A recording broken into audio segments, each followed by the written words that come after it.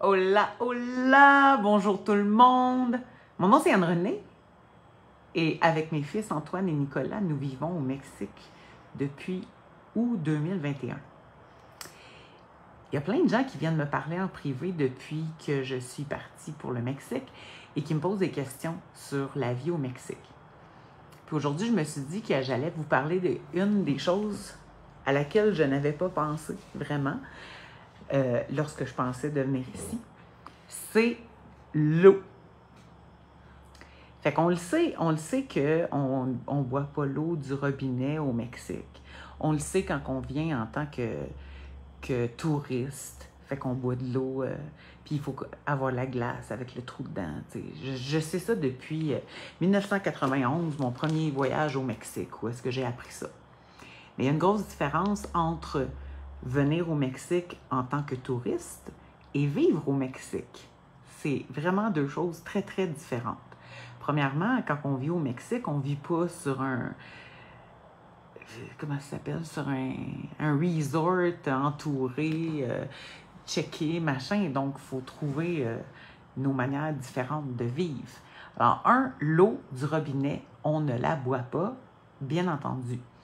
Fait que donc, on a des services, ça dépend où est-ce qu'on habite, là, mais on a des services de livraison de 18 litres d'eau. Fait que nous, on a une machine comme ça. On a une machine pour l'eau que l'on boit. Mais au-delà de l'eau que l'on boit, il y a beaucoup d'autres différences entre l'eau du Mexique et l'eau au Québec. Fait que pendant qu'on vit au Québec, c'est quelque chose qu'on ne pense pas à ça quand on vit au Québec, parce qu'au Québec, on est des privilégiés de l'eau. Il y a des lacs partout, des rivières, des ruisseaux, un fleuve, alouettes. Partout ce qu'on se promène, c'est normal de voir un lac, une mare, je sais pas, il y a de l'eau partout. C'est vraiment pas le cas au Mexique. C'est sûr que si tu habites sur le bord de l'océan, tu vois l'océan. Mais l'océan, c'est un étendue d'eau, on s'entend. Mais sinon, au Mexique, nous, on s'est promené beaucoup en auto. On a quand même traversé pratiquement le Mexique du nord au sud. Ben oui, ouais, genre, pratiquement. Et quand on se promène, on fait de la route, c'est rare de voir un lac quand tout à coup tu vois un lac. Il y en a un, c'est dans quel état donc? Le gros lac, là, je me rappelle plus. À Michoacán, où est-ce qu'il y a le deuxième plus gros lac au Mexique, qui s'appelle, je ne me rappelle plus pantoute. Tout à coup, wow, un lac! Donc, un énorme lac. Fait que juste ça, dans le paysage, c'est très différent. Mais au-delà de ça, l'eau qu'on utilise dans la maison, elle est très différente. Fait que, par exemple, genre, moi, mes cheveux, ça leur a pris quasiment 1 an à s'adapter. Genre, je suis venue les cheveux très, très, très, très secs. Vous autres, avez-vous eu des changements? Toi, as-tu eu des changements? Secs, non. Non. Moi, en tout cas, ça a eu un effet extraordinairement asséchant pour moi, pour mes cheveux à moi. Quand on fait le lavage, ça abîme beaucoup plus les vêtements, cette eau-là. Je ne sais pas vraiment qu'est-ce qu'il y a dedans, mais en tout cas. Et c'est full important d'utiliser une eau qui est traitée dans toutes les machines qu'on utilise. Sinon, comme la machine à café, par exemple, on prend de l'eau de source. Sinon, ben, ça bouche la tuyauterie. Donc, il y a vraiment une très, très grande différence dans l'utilisation de l'eau. De plus, on paye l'eau ici. Fait que ce qu'on n'est pas habitué du tout au Québec, ici, on paye l'eau.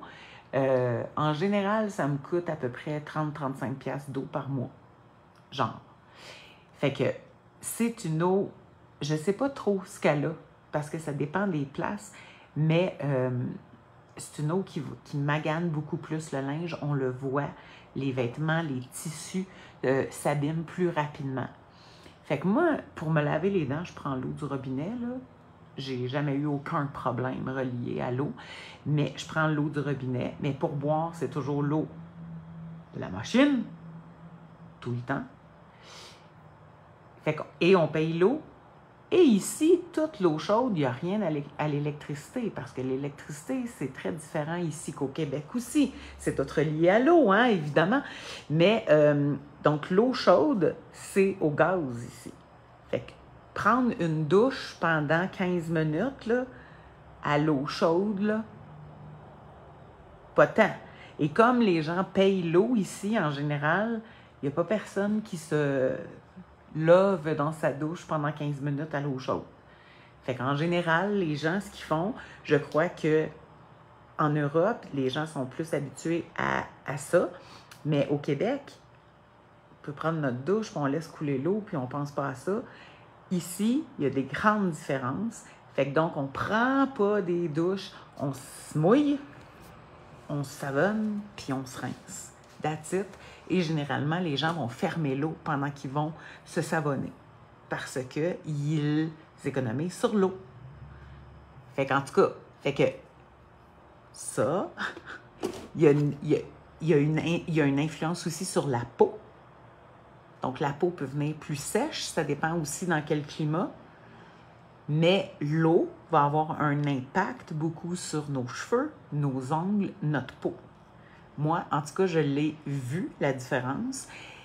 C'est le genre d'affaires que tu ne vas pas vivre si tu viens passer une semaine ou deux au Mexique. Même à la limite, 1 mois ou 2 mois pendant l'hiver, tu ne vas pas nécessairement avoir des grandes différences, mais à la longue, avec le temps, oui, moi, j'ai vu les différences. Fait que ça, c'est à prendre en considération quand on a cette idée de peut-être un jour aller vivre ailleurs. Quand on vient du Québec, on l'ignore, mais on est des privilégiés de l'eau. On a toute l'eau qu'on veut. On ne paye pas l'eau. Il y a plein de gens qui vont boire l'eau du robinet, ce que je ne recommande pas vraiment parce qu'il y a plein de chlore et plus encore plein d'hormones. On en parlera éventuellement.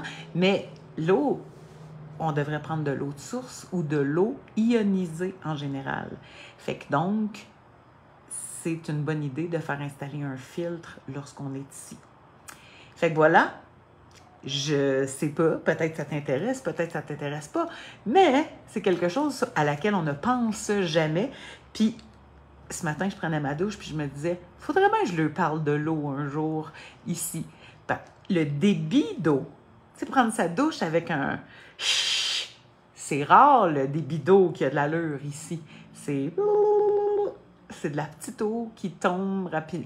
Et on ne s'en rend pas compte quand on s'en va dans des gros hôtels qui sont faits exprès pour desservir les gens, les Nord-Américains, entre autres, ou quoi que ce soit.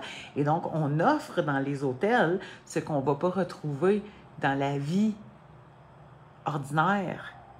Quand on habitait à Huatulco et que c'était la saison des touristes, oups, tout à coup, on se mettait à manquer d'eau. Parce que là, tout à coup, les touristes arrivent, puis là, ça prend des douches, ça va à la plage, ça prend des douches. Alors là, les locaux manquent d'eau. On n'y pense pas à ça, hein, quand on est des touristes. Moi, je n'avais jamais pensé à ça. Je prenais ma douche comme je prenais ma douche au Québec, mais dans un pays où il y a beaucoup moins d'eau, comme ici, les habitudes par rapport à l'eau sont très, très différentes. Et en tant que Québécois, ben, on n'est pas habitué à ça, puis on ne pense pas à ça. Fait que, est-ce que tu as appris quelque chose? Est-ce que tu avais déjà pensé à ça? Que quand tu t'en vas dans le sud, puis tout à coup, tu prends 8-12 douches pendant la journée, peut-être pas, mais 3-4, il y a du monde qui, tout à coup, n'ont plus d'eau. Moi, je n'avais jamais pensé à ça de ma vie, mais comme j'ai manqué d'eau super souvent à Huatulco à cause de ça, maintenant, j'y pense. Voilà! Bye bye, bonne soirée, bon samedi soir!